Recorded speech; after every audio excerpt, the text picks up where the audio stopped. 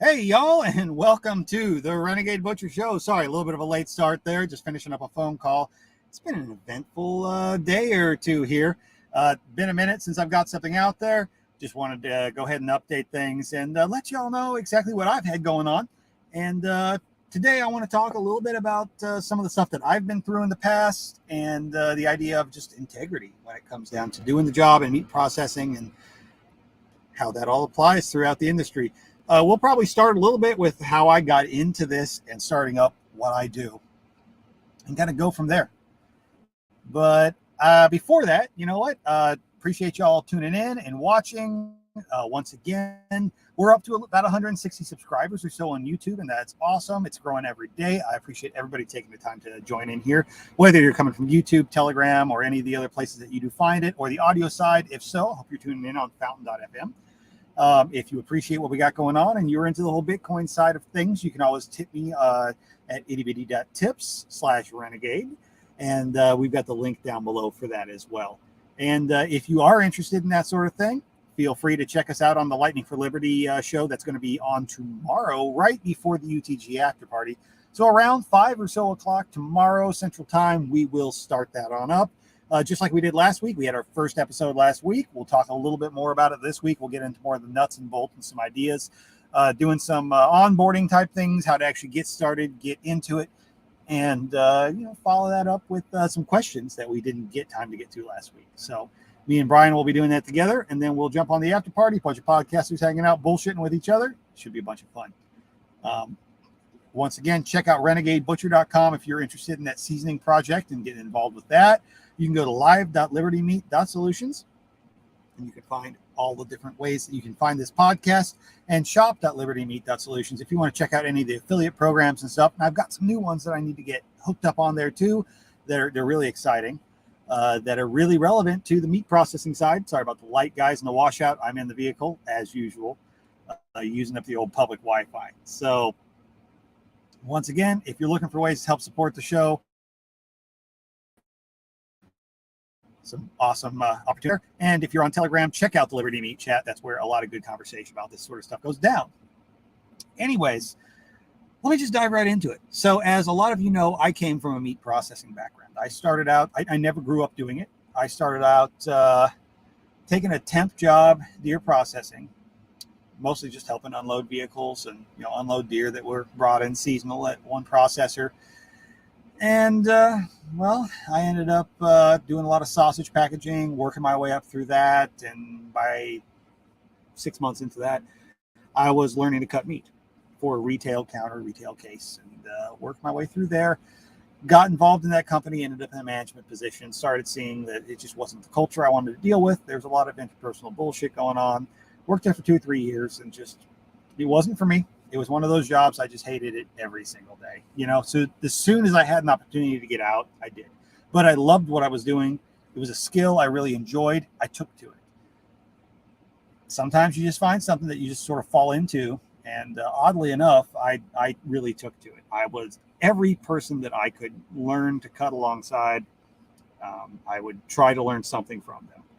I think that's a solid piece of work experience that you can gather from in any industry. Everybody you work with, try to learn something from them, even if it's something as simple as what you don't want to do. Try to learn something that you can take away from it. Never stop fucking learning. And when I do stop learning, or I feel I've stagnated in a place, I don't tend to stick around long. If I'm not that engaged in it, I'm going to find somewhere else to be. So another processor opened up not that far down the road. It was about 12 to 15 minute drive from my house, one direction, to this place I was working. Really super convenient. Another processor opened up, 12 to 15 minute drive the other way. And it was at that point, it was one of those tipping points where there's just enough going on that I was done. I was ready to roll. So I made a call. I called up and said, hey, look, here's my experience. Here's what I'm doing right now. This is where I work. I'm looking to make a change. If you got any space, let me know. Got a call back real quick. Said, hey, come on over. Let's cut some meat, work together a little bit, see how things go, and we'll see if we got room for you. So, okay, cool. Let's do it. Came over after my shift a couple times, popped in, bunch of cool people. Everybody seemed to have the right attitude. We're trying to be high quality. We're trying to do it for the right reasons. Really quickly, they're like, yeah, you can cut. We got room for you. Come on and help us. And I'm like, look, I want to come over full time if I can. Well, we're still working on that. We're doing seasonal. We're looking at adding a slaughter floor and building the facility to do year round and do domestic processing and not just wild game, but we're not there yet. I said, look, if you can make room for me for at least 40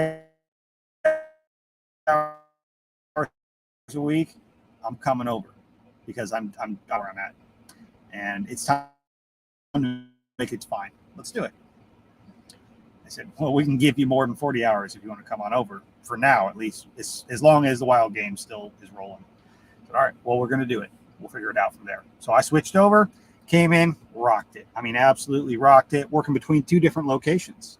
One location fairly close to my house, as I said, one location about 45-minute drive. Well, I worked there for about 3.5 to 4 years. Helped them build up that slaughter floor that we talked about, build up the domestic processing.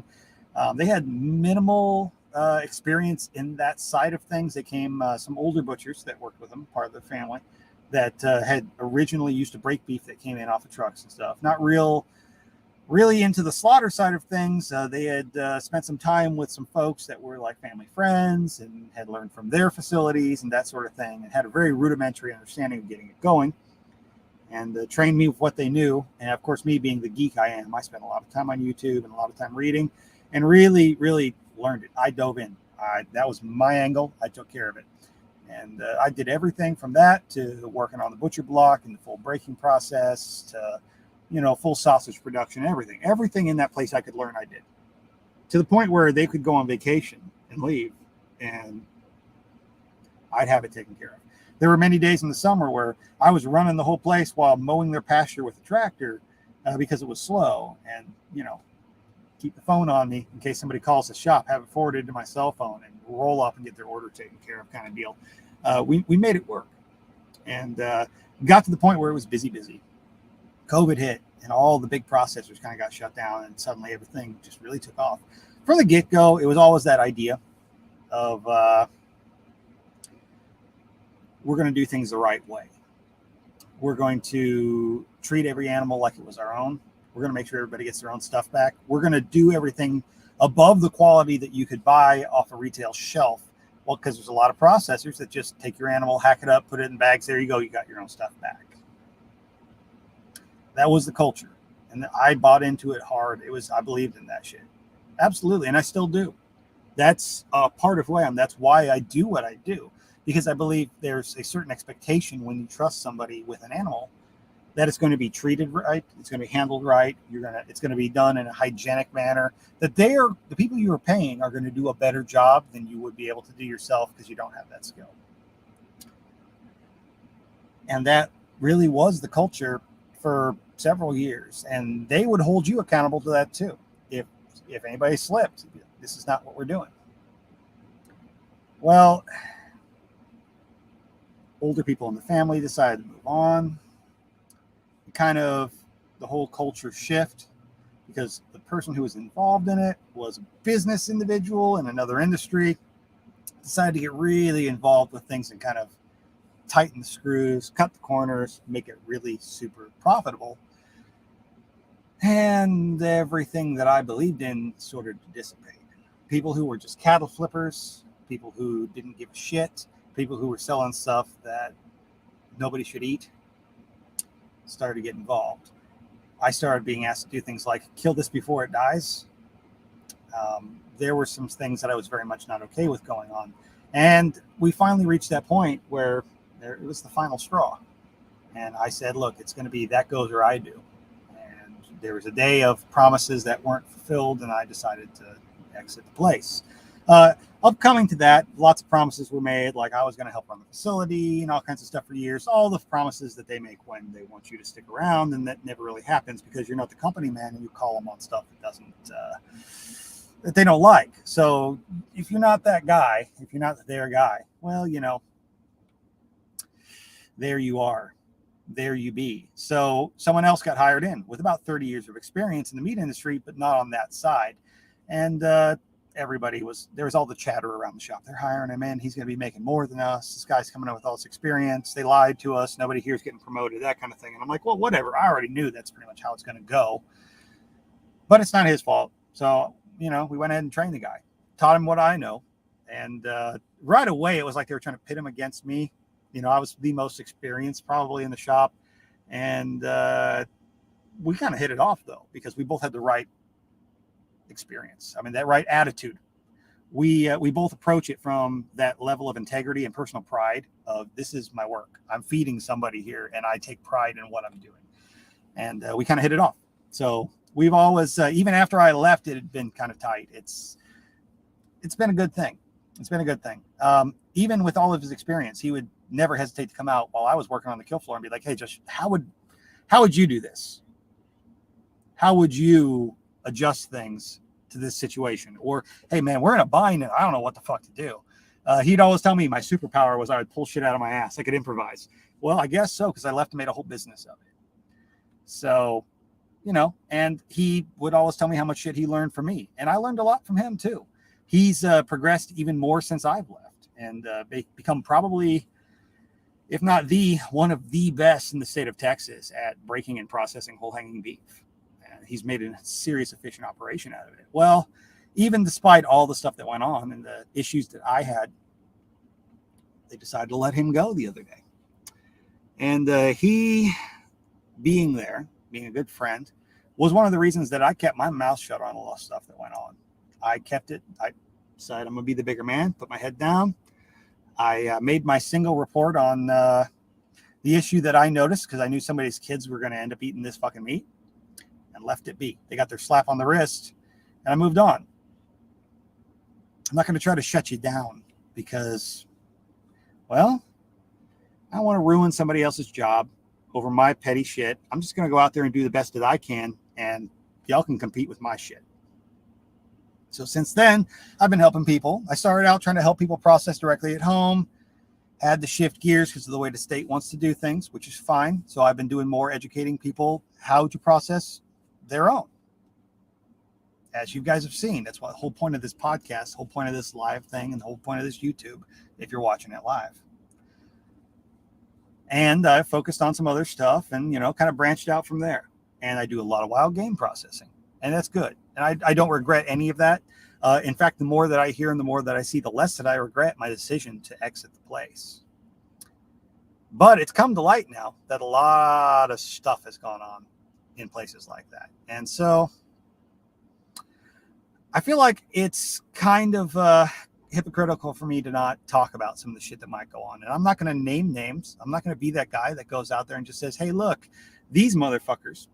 But I will tell you that even if you trust a small processor, you should do your due diligence, because there's a lot of small processors out there that are fucking around. And these guys fucked around, and I guess they're going to find out. Because when you play that game and play with multiple different state agencies, you're playing with the federal government on multiple levels. You're playing with the state on multiple levels. You're expected to uphold a certain standard.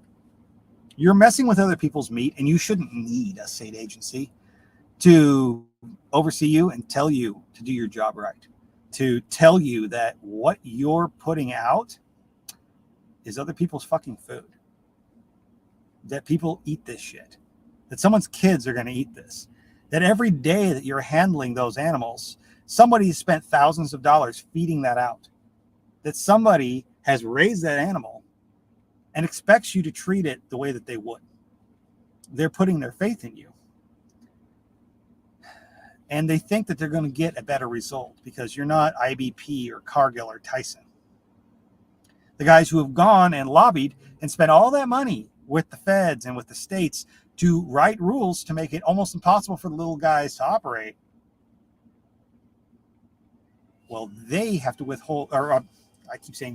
to uphold these rules that they've set in place.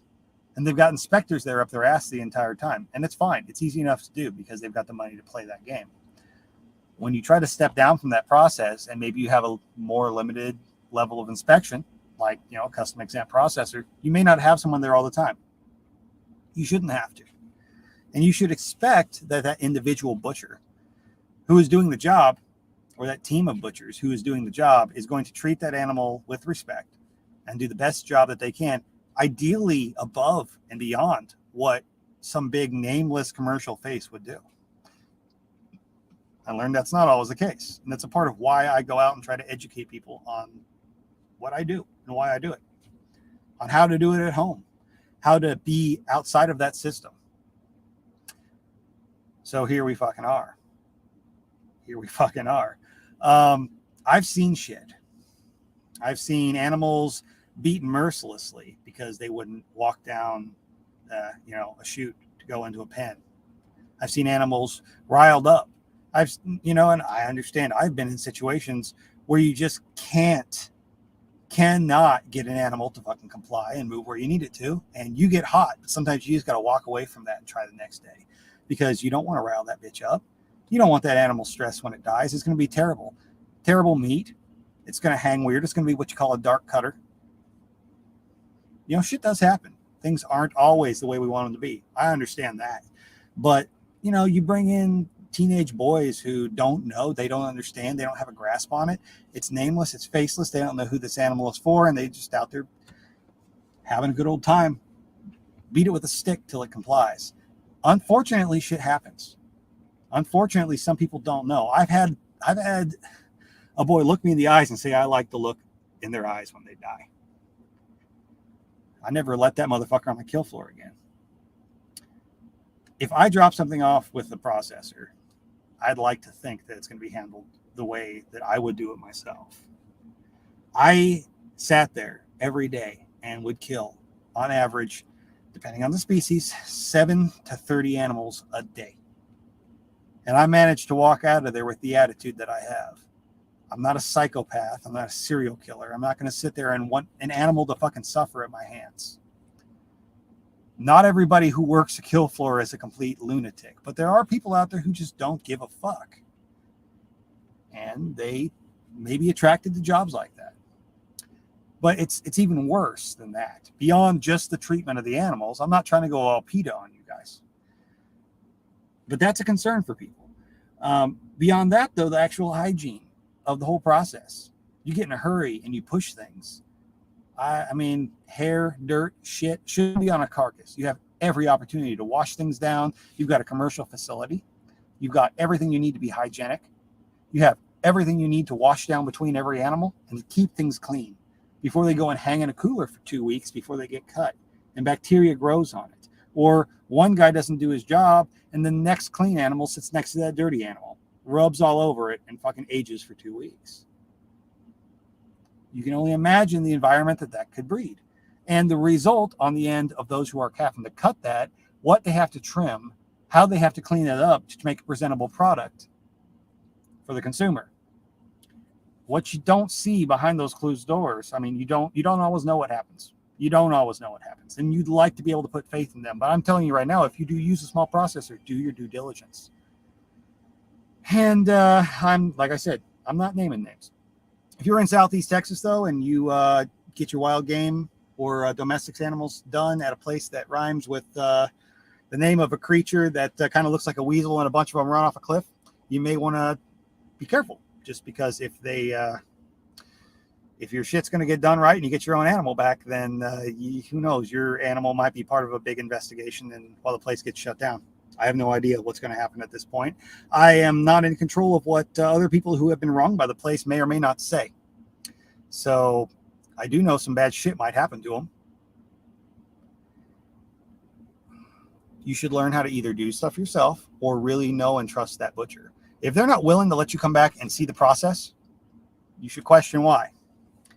They may give an excuse of insurance or something or whatnot, and that's fine. That's understandable. But, don't be on that kill floor while they pull a shot. Great. But they should be open to let you walk in through their coolers, show things, come in and observe real quick, at least do a walkthrough. Maybe not be there the whole time or whatnot. But if they're really hesitant about that, then you may want to ask questions. I'm not trying to throw shade at the whole industry. Trust me. We need processors. there's a lot of animals out there to get processed, and not everybody can raise them themselves. Just know that not everything is done the way you think it is. And when it comes to wild game, depending on your state, in the words of one inspector, it's the Wild West. Their only regulations, really, in the state of Texas on wild game are in the hands of the game wardens.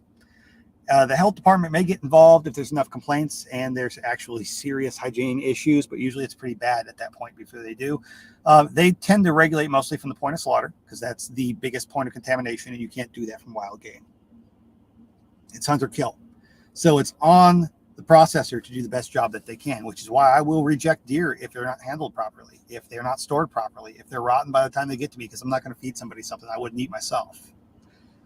And I hate to do it, and I lose money when I do it, but that's the integrity angle. That's why I named this episode Integrity. You are trusting somebody with your food, and if they don't have integrity, well, I mean, where is that trust? You trust an employer. If they don't have integrity, do you stay there? You trust somebody to do a service for you. If they don't have integrity, if they want to rob you blind, what do? This permeates every aspect of our lives, every industry of our lives. Another spontaneous video, Rachel Brown says, kind of, sort of. I've had a lot going on today. I did do about a 20-minute preview or a little announcement before so, but yeah, no, kind of spontaneous. I don't have a set schedule, Rachel. I wish I did. But yeah, no, we've been talking about some shit that I've seen in the meat industry and a former employer that I worked for. And, they decided to let go the best meat cutter that I've ever worked with.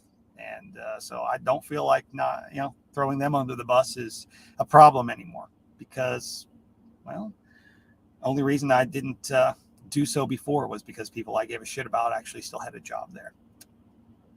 And here we are. Like I said, I'm not going to name names. And 90% of the people who watch this aren't directly in my area anyway, so it won't affect them. But things do go on and things do happen. Things you wouldn't be okay with if it came down to your food. Things you wouldn't do to your own food.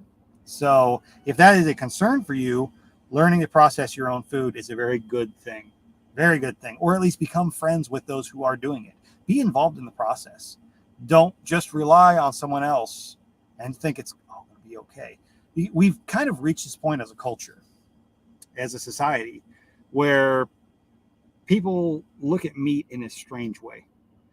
You've got people who think meat just comes from a grocery store and they get really offended when they understand that an animal died for it. I think it's the basis of the whole vegan ideal and argument because people are so disconnected from the source of their food. They've never had any involvement with it. They've never had any attachment to it. They've never had to see how difficult it can be to sacrifice that life so that you can eat that yourself. So in that detachment, people aren't stupid. They know an animal died for them to eat that, but they've never had to deal with any of those consequences. So they'd rather pawn it off on somebody else, which they usually get labeled as like a psychopath because they're somebody who would want to be involved with that. And there are people who are like that are involved with it. I won't lie. There are people who are just not mentally well off that kind of get off on it, that are involved in that industry. Definitely not everybody, though. Some folks, like I like to think me, myself, were in it for the right reasons. I want to see that animal treated the right way and processed the way I would expect it to be done, which is part of why I denied multiple times coming in and working directly on the butcher block every day and having no involvement on the kill floor. And I would have been farther advanced and paid more, I'm sure, if that was the case, because I knew what was going to happen when I wasn't there. I knew who was going to be filling in behind me if I wasn't there. And I knew what came off of that slaughter floor when I wasn't there. And I didn't trust anybody to do it. So when it finally got to the point where that was beyond my control, I was done. I have Guerrilla Press. I see that you've heard of the Beef Initiative group. Yes, they are. It's really awesome. Texas Slim is cool as shit. I actually talked with him on a video conference, like a little private conference, me and him, a couple of weeks back, maybe 3 weeks back. And yeah, he's been on Jack's show over there on the Survival Podcast. Really good guy.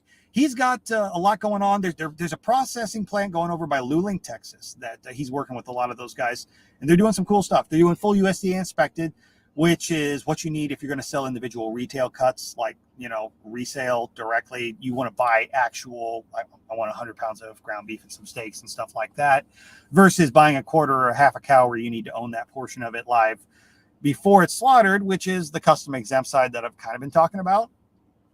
Different levels of inspection, different levels of paperwork. It's kind of a complex topic. I covered that a little bit a couple episodes back, the differences there.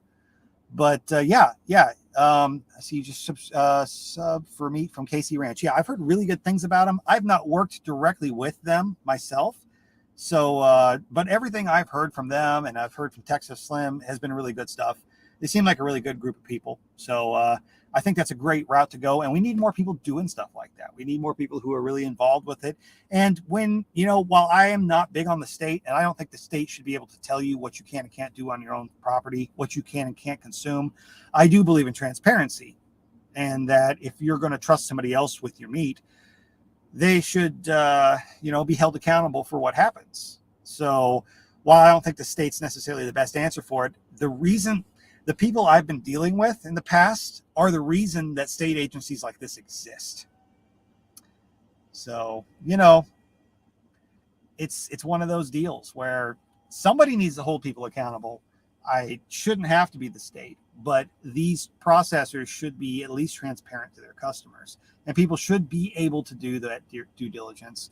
Let's see. I'm interested in their ideas of building processors. Yeah, exactly. And we need more processors like that around the area. We absolutely need more. There's a huge lack of that. We need more small processors, less big centralized processors. Absolutely. And I'm still looking at getting more into the mobile side of things, where it's still minimum level of state inspection, just because it's just easier on paperwork. Having an inspector there every day is just a strategic nightmare because you're in different locations, but coming directly to locations and doing processing for folks that need that service. And that's still going to be in the works. It's just, there's a big monetary outlay to get it going. But I'm not giving up on that yet either. So I've had a lot of folks that have offered to have me come in and run a shop for them. And that might be still something I'm involved with in the future. I'm not completely flushing it down the toilet, but it's like I tell a lot of people, if I wanted to go work at a shop, I could make a call and do it tomorrow. I have the skills. I could walk in there and in half an hour demonstrate what I know, and people are going to pay me what I'm worth. And that's not me being cocky. That's just me knowing my skill. And I encourage everybody else to do the same thing. If you're in an industry and you have a good job and you know that skill, go out and be what you're worth. Use that skill. Know what you're worth. But at the same time, I'm trying to build something beyond the system that we've seen. How could you become an inspector? Well, there's a process for that. I actually looked at it. They do bring inspectors in fairly frequently. They like to have people that have a background, like a college education in meat science and things like that. Not totally a requisite if you are, you have a background in the industry and you know what's going on. A lot of people who do become inspectors were former butchers. However, my personal stance and everything, I really don't want to go and become part of the monster. I don't want to be part of the state. That's just me. I'm not interested.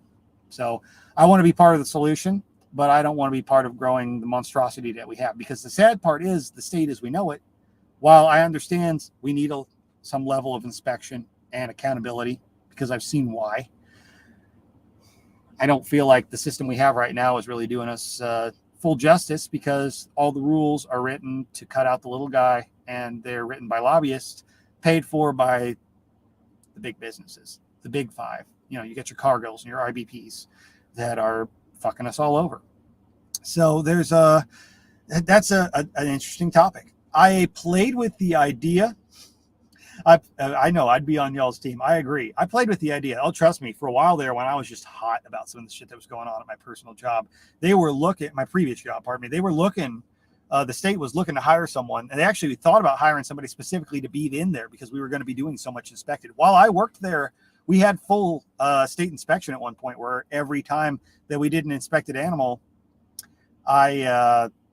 it's our system, we paid for it, but honestly, the rules that were written for the system now benefit only the big businesses, and those rules and the writing of those rules were paid for by the people with all the money, not by our tax dollars.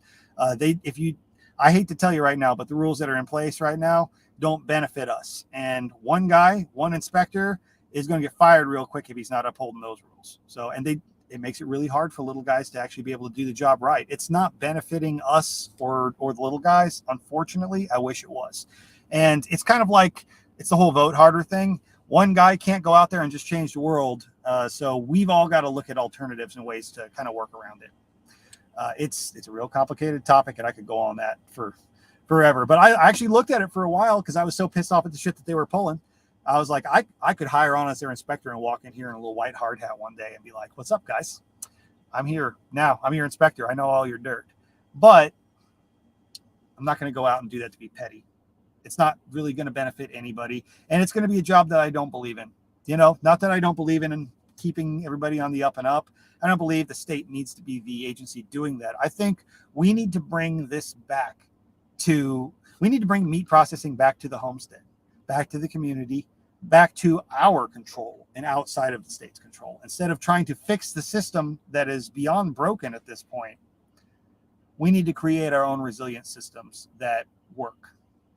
And that's what I'm all about. And that's why I started this podcast, because it is still one of the last freedoms we still have in the meat industry. And if you want to call it an industry in this circle, is we have the freedom still to be able to do this stuff at home yourself. You still have the ability to process your stuff for your family. And that's the ultimate accountability for the butcher if you are the butcher. So it's a dying art. It's a dying skill. And you know what? Very few people are going to go out there and learn it.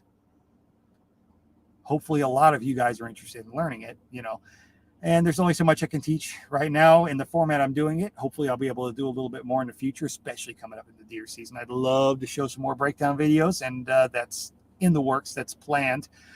And y'all hold me accountable for that too. If I'm not putting out enough and I get really bogged down in deer season, start begging me, remind me, make me take the time. But anyway, I've been ranting here for a little bit. It's just one of those, it finally frustrated me a little bit that these guys finally had the audacity to let this guy go, who knew all kinds of dirt on him too. So while I am not a big fan of using the state as a weapon, because I've had that stuff turned on me by a crying little Karen, completely misplaced, but people do it.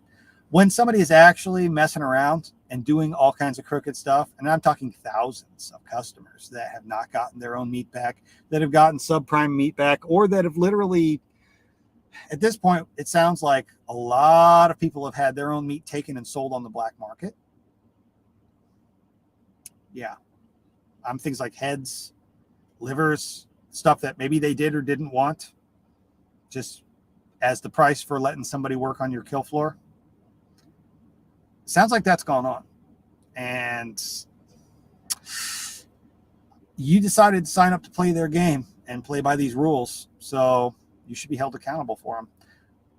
And if anybody from that place is watching, just know I'm not the one reporting you, but I am all for seeing how it goes down. And I'm going to sit back and I am going to watch, and I am not going to shed one tear for you. And this right here, this entire show, feel free to go through all my past episodes and check out everything I've talked about. This is the result of you fucking around. Find out. I'm here to teach people how to be self-reliant, to not rely on exactly what you've done, on exactly the sort of system that you are supposed to be the alternative to, but you're not. You're actually worse than the big producers. So if you want to have faith in your little processors, that's awesome. But do your due diligence and check them out first, because there's a lot of crooked shit that goes on in every industry. But we're talking about an industry where people actually hold on to your food. And yes, Rachel Brown, permission to nag. Do so. Not that you needed permission, but feel free. Like I said, hold me accountable. I get busy. I get overwhelmed, especially coming up in the deer season, which is just around the corner for me. And when I get busy, I will slack off on stuff. So I tend to put a lot of irons in my fire, and sometimes I leave them there till they're red fucking hot. But yeah, anyways, I wanted to get some of that off my chest because that's been the last day and a half of me dealing with all of this. 2 or 3 years, it's amazing how angry I still was about some of that stuff. A couple years later, when I really heard about what's gone on since and how they were treating this guy that I have a ton of respect for. And it kind of made me sit back and think, they're kind of the reason that everything I'm doing now exists. They're the reason that I decided to be an alternative to the system we have in place, even at a small scale. Doing a small scale processing, like a couple thousand animals a year. Enough shit went on there that I decided there needs to be a way for folks to find a way to be more involved with their food. And I'm not the only one out there. I'm not the only guy out here making content and talking about this or trying to teach people. In fact, I'm probably not even the one doing the best job at it.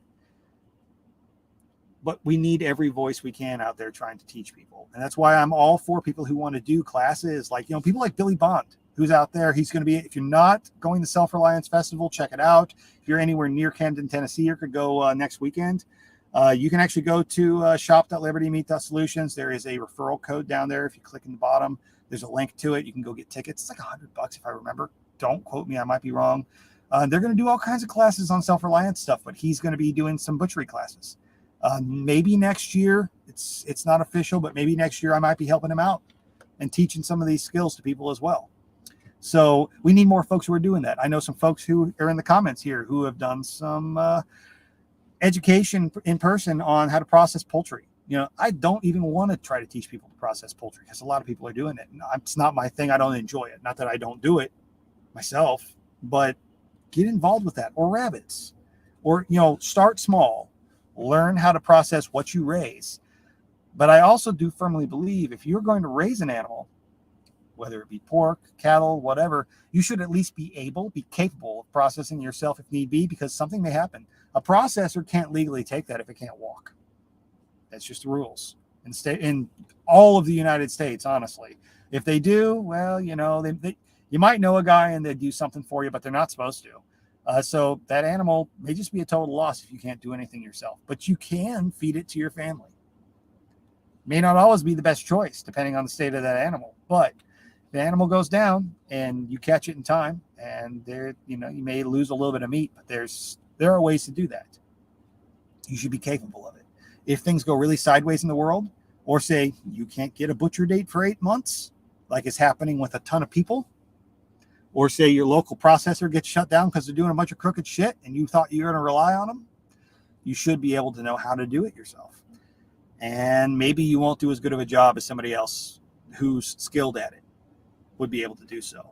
But hopefully some of us can go out here and put some good resources out on YouTube and other places and educate people on the best ways to do that and the best practices.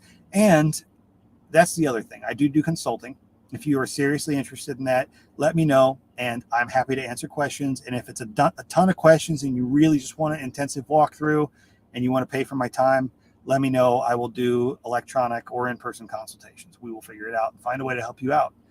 That is something that I do offer as a service, along with the content that I do put out here for free, because I believe that people need to know.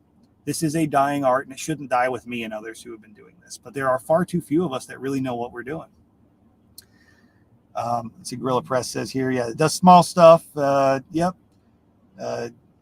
Deer, cattle, yeah, rancher. Yeah, no, absolutely. It's a lot to do. I mean, a lot of folks have done a deer at home. Maybe they've not been real happy with the results too, and there's always room for improvement. Cattle is just, it's a big fucking operation. It's a lot of meat. It's intimidating, and it's a lot to lose if you do it wrong. So it's like, that's that expert level of processing, especially at home directly on site. So that's probably where I get the majority of calls, because most people can figure out a pig. They may not like the results of it, but most people can figure out a pig or a deer. There's enough YouTube videos and stuff out there on it.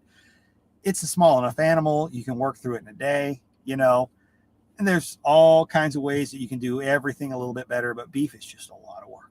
It's a lot.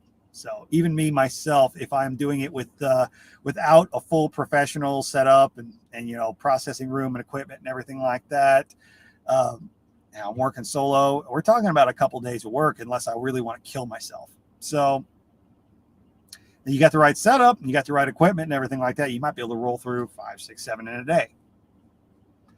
But it all comes down to having the right team, the right training, the right skills. And there's nothing wrong with doing it slow and doing it methodically, which is why I don't recommend people do hot cut beef if they're just learning. I've got some friends that are really adamant about that. Just break it down hot, do all your cuts hot, package it up quick. That's great if you can get through it in an afternoon. But from the aspect of food safety and learning all the cuts, learning how to do it properly, you are far better served chilling everything and being able to take it out a piece at a time and work your way through while you educate yourself on how to get those proper cuts. And there's nothing wrong with not doing it the proper butcher way either, but there is a reason a lot of stuff is broken down that way. And I'm happy to answer any questions on that kind of thing. Let's look at some of these questions here, these comments.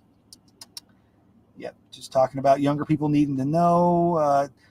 Yeah, food is getting scarce. And that's the thing. As these next couple years, I mean, even this winter, I think we're going to see beef prices really raise as processing becomes much more difficult. I know folks that still can't get beef processed a year and a half from now. And the price of raising that beef is ridiculously high. With these droughts, hay, feed, it's scarce. It's expensive. A lot of guys still rely on fertilizing pasture out here. You know, if they're not doing some sort of regenerative model and they don't have it set up with enough swales or whatever they need for their particular set of land to build up that groundwater so they actually have pasture, there's ways to kind of mitigate that drought. Drought's always going to hit everybody, you know, even if they have the best practices. But let's assume everything's not perfect on their hundreds of acres that they need for whatever amount of cattle they want to run. Well, a drought's going to make a huge impact on what they can and can't keep alive. And that's hit a lot of folks hard. I've seen a lot of folks that planned to have an animal or two for the fall. They've just had to sell them, send them to a sale barn because they can't afford to keep them alive. And it cuts your losses because that thing's going to die if we, you know, or by the time we get that thing fed out, we could have bought 3 times that amount of beef out of the store. For now, give it a couple years. It's not going to get better in the short term, that's for sure. So more folks learning these skills is a good thing. And by doing it at home and learning to do it at home, we circumvent a lot of the system, a lot of the bullshit that's holding us back. We don't have to wait on a processor. You reduce those costs. You don't have to haul it here and there and back and wait. You know you're going to get the best results. It's not for everybody. Not everybody can go out and raise beef. Not everybody can go and process it themselves. Absolutely not. And I don't judge anybody that can't. But if you're able to, or you're interested in it, there are ways to do so. And it's a good way to close that loop. And I think we are better served having more communities with individual ranchers who are raising these animals to get processed, and more individual small-scale butchers who are willing to do things at a small scale or on site, and you buy directly from that farmer. And the more that we can cut these transportation loops out of the whole system, the more money we all save and the more resilient we are. Because what's more likely, that you can't get beef because they can't ship it in from Kansas, or you can't get beef because Bob down the road doesn't have cows anymore? You know, there's always ways to shortcut that situation if you have the right resources and skills to do it. So we need to bring these resources and skills back. These are lost arts that were not uncommon years ago. You couldn't take all your stuff to a big processor 1,000 miles away years and years and years ago because it wasn't viable. You may be out in the back pasture processing a steer with grandpa. A couple hundred years ago, it wasn't uncommon for most people to have at least helped process an animal at some point in their life. Nowadays, you've got kids that think that eggs come from the store. And it's a little bit sad. So we need to bring that back. And it's a big part of this whole movement and why I'm doing this channel. So I'm not going to sit here and rant all day long. But if anybody's got any questions they want to throw in the comments, since we got a couple folks watching, feel free to throw those out there. I'm going to go ahead and plug again that we are going to do that Lightning for Liberty podcast tomorrow evening, again, around 5 p.m. Central. We'll do the UTG after party directly after that. I know Fireside Freedom is going on tonight. If y'all are wanting to check that out, I think it's 7 p.m. Central, if I'm correct. So that's always a good channel. A lot of good creators that are involved in that. If you're interested in the whole, self-reliance type space. Not sure what their topic is tonight, but I'll probably tune in on that as well. And if you are in the Southeast Texas area and you are wanting to get your deer processed or get some smoked sausage or something like that off of it, give me a holler and let me know. I'm kind of near the Huntsville area between Houston and Dallas, and I'm always happy to help you with that. If you have any questions when it comes to meat processing or things like that, shoot me a message. And there we go. Let's see. Oh, SRF tonight. Aaron said they're going to talk about Self-Reliance Festival tonight, which is a great topic because that is coming up real soon. In fact, Aaron, who's commenting, is going to be not there this time, if I remember correctly. They're one of the few that aren't going to make it there.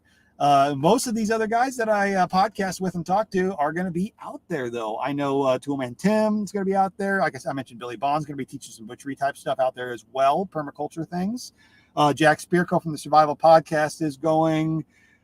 Let's see, Brian Alexovich from the Lots Project, who is my co-host over on Lightning for Liberty, and he's on the after party with me, along with pretty much everybody else who's on the after party with me. Seems like they're all going to Self-Reliance Festival. Brian Norton from Scramblin University, he's going to be out there as well. So Jeff, definitely check that out. And if you're anywhere near there, or if you got a free weekend and you want to kind of learn and meet some of these badass people, check it out. If I could make it work in my schedule, I would totally be going. And hopefully I'll be able to go next fall and maybe this coming spring if it all works out. So thanks, y'all, for tuning in and letting me just sit here and rant, get some of this shit off my chest. And I think it's relevant stuff that people need to know and, think about. I'm not saying everybody out there is a shitbag, but there are shitbags out there. So be aware of that. And, Gorilla Press says they're in Driftwood, southwest of Austin. Okay, yeah, you're not terribly far from me, but you're out there a little ways. So, well, if next time I get out towards Austin, I'll try to remember that. And Driftwood, okay, cool. I've heard of it, never been quite by there. I don't think I've been quite that far west. I've been out west a ways, but it's a big open area. So, but next time I'm out that direction, let me give you a holler and maybe grab lunch or something sometime. So Texas is a big state, but I love to meet up with everybody else that I can out here. So anyways, I appreciate you all tuning in. Thanks again. Check out the Lightning for Liberty tomorrow. Check out the after party. If you're not, please subscribe to the YouTube or follow this over here on fountain.fm. That's my two favorite platforms to check everything out. And thank you guys for following along. Hopefully I'll have some more stuff put out this week. If not, we will see y'all tomorrow. And hope you all have a good day. Be free.